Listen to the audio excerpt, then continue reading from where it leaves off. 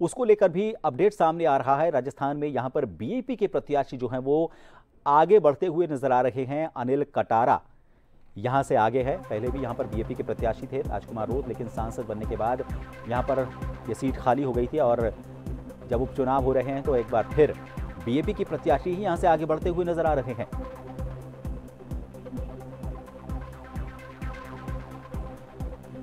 चौरासी विधानसभा सीट से ये तस्वीरें ये रुझान को लेकर हम आंकड़े आपके सामने बता रहे हैं।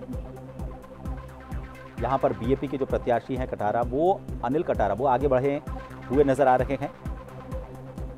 ये सीट पहले भी बीएपी के प्रत्याशी राजकुमार रोत के नाम ही थे। सांसद बनने के बाद ये सीट खाली हुई और अभी भी वापस फिलहाल शुरुआती रुझानों में बीएपी के खाते में जाती हुई नजर आ रही है, लेकिन अभी इसे स्पष्ट तौर पर कुछ नहीं कहा जा सकता। आधिकारिक तौर पर इसकी घोषणा जब पूरा परिणाम सामने आ जाएगा, कई राउंड की गिनती हो जाएगी, उसके बाद ही पता चल पाएगा।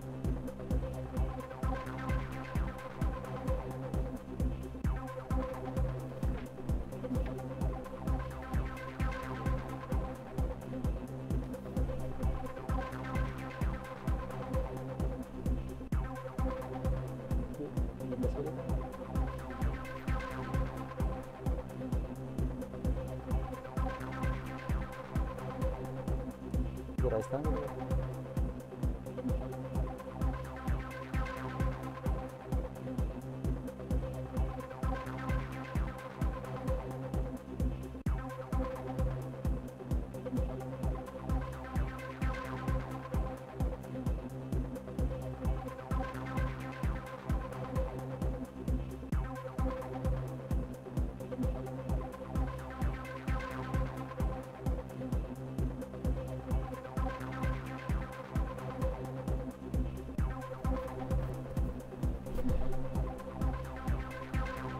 डूंगरपुर की 84 विधानसभा सीट पर आम बीएपी के जो प्रत्याशी है वो आगे चल रहे हैं। अनिल कटारा फिलहाल आगे चल रहे हैं।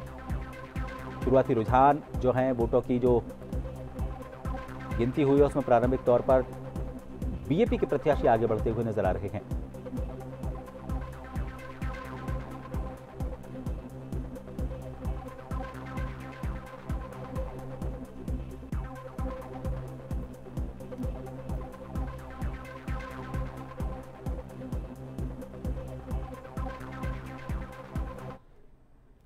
और डूंगरपुर की 84 विधानसभा सीट को लेकर अपडेट देने के लिए हमारे वरिष्ठ सहयोगी चंद्रमौली चौबीसा इस वक्त हमारे साथ लाइव जुड़ चुके हैं। चंद्रमौली, देखिए, मुझे लग रहा है कि ये सीट जो है वो बीएपी के खाते से जाती हुई अभी भी नजर नहीं आ रही है। शुरुआती रुझान तो कम से कम यही इशारा कर रहे हैं। जी बिल्कुल, ये जो 84 विधानसभा सीट है वो राजस्थान में प्रभाव में मानी जाती है और लगातार अभी जो राउंड की काउंटिंग चालू है इसमें लगातार भी जो भारतीय आदिवासी बढ़त किए हुआ है, उनकी बढ़त जो है वो 20,000 से कुल है और उनको लगातार वो उनका जो भाजपा के कारीलाल वो सेकंड नंबर पे हैं और उनसे वो बढ़त हुए है रेगुलर। प्रभात जी, फिलहाल कितने राउंड की गिनती हो चुकी है और क्या लग रहा है कितनी देर में पूरी तरह से तस्वीर साफ हो जाएगी और परिणाम उसके कितनी देर बाद आना, यह कहा जाएगा कि परिणाम पूरी तरह से आ चुका है? लगभग संभावित समय कितना लगेगा? तकरीबन अभी जो टाइम हो रहा है बाद वो 9:54 तक है। ये पूरा जो राउंड है वो तकरीबन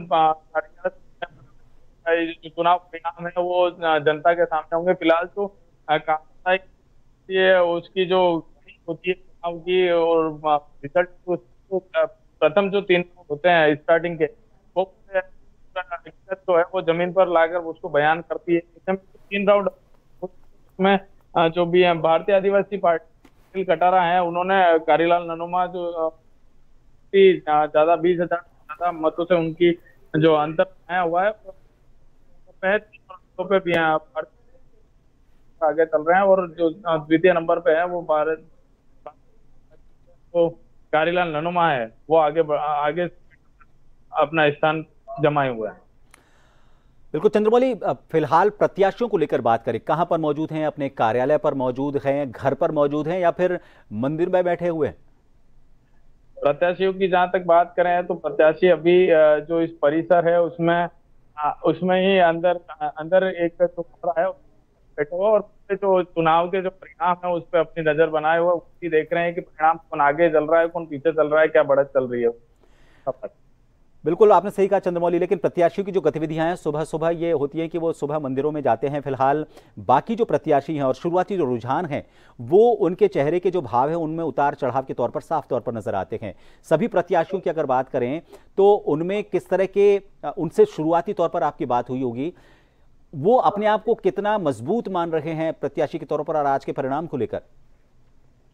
जी प्रभात, अगर परिणाम को लेकर जो प्रत्याशी का रुझान और प्रत्याशी का जो मत है वो जाने तो हर पार्टी और हर उम्मीदवार ये चाहता है कि वो जीते। ऐसे में सभी जो प्रत्याशी थे जो इस चुनावी रण में उतरे थे उनमें ये अपने अपने खुद के प्रति ये आश्वस्त थे वो कि हम आगे बढ़ेंगे, हम आगे जीतेंगे। उपचुनाव का जो परिणाम होगा वो उनके सर का ताज बनेगा। ये सभी जो प्रत्याशी हैं वो अपने अपने स्वयं के स्तर पर अपनी जो एक कहते हैं कि सकारात्मक भाव लेकर जो है डूंगरपुर के एसबीपी कॉलेज मैदान का जो ये जो परिसर है एसबीपी कॉलेज का, वहां पे जहाँ पे ये मतगणना 8 बजे से चालू हो रही है, वहां पे ये पूरी सोच लेके पहुंचे। चलिए बहुत बहुत शुक्रिया चंद्रमौली, आप हमसे बने रहिए, हम लगातार आपसे अपडेट लेते रहेंगे और पल पल की जो जानकारी है वो उनको देते रहेंगे। फिलहाल आम आदमी हम अगर बात करें, आम आदमी की नज़र सिर्फ इस बात पर बनी हुई है कि किस सीट पर कौन विजयी होता है। जो राजनीतिक दल हैं वो तो इस पर नजर बनाए हुए हैं, लेकिन आम आदमी के साथ वो कार्यकर्ता, वो प्रत्याशी, उनकी भी धड़कनें बनी हुई हैं। राजस्थान में डूंगरपुर की 84 विधानसभा सीट को लेकर बीएपी के जो प्रत्याशी हैं उनको लेकर वहां पर रुझान आगे बढ़ता हुआ नजर आ रहा है। और लगातार उत्तर प्रदेश की बात करें, महत्वपूर्ण, जिसमें 9 सीटें हैं, राजस्थान में 7 सीटें हैं, उत्तराखंड में 1 सीट है, इसके अलावा झारखंड और महाराष्ट्र जहां पर बड़ा एक खेल हो सकता है उसको लेकर भी हम लगातार आप तक अपडेट देते रहेंगे। फिलहाल मैं यहाँ पर रुकूंगा और ब्रेक के बाद हम इसको लेकर एक समीक्षा के तौर पर कुछ जो पैनलिस्ट हैं हमारे साथ जुड़ेंगे, जिनमें राजनीतिक दलों के प्रतिनिधि है वो हमारे साथ जुड़ेंगे, वरिष्ठ पत्रकार भी हमारे साथ आज दिन भर लगातार अलग अलग समय पर जुड़ेंगे। और जो परिणाम आ रहे हैं क्या तो उनके कारण हो सकते हैं, अभी फिलहाल रुझानों की बात करेंगे, क्या उनके कारण हो सकते हैं, और जब परिणाम सामने आएंगे तो उनके क्या कारण हो सकते हैं, राजनीतिक भविष्य को लेकर, दिग्गजों को लेकर, अलग अलग मुद्दों को लेकर हम धीरे धीरे समीक्षा भी करते जाएंगे। फिलहाल मेरे साथ इतना ही, एक ब्रेक के लिए रुकेंगे, ब्रेक के बाद वापस लौटेंगे कुछ समीक्षाओं के साथ। बने रहिए जन टीवी पर।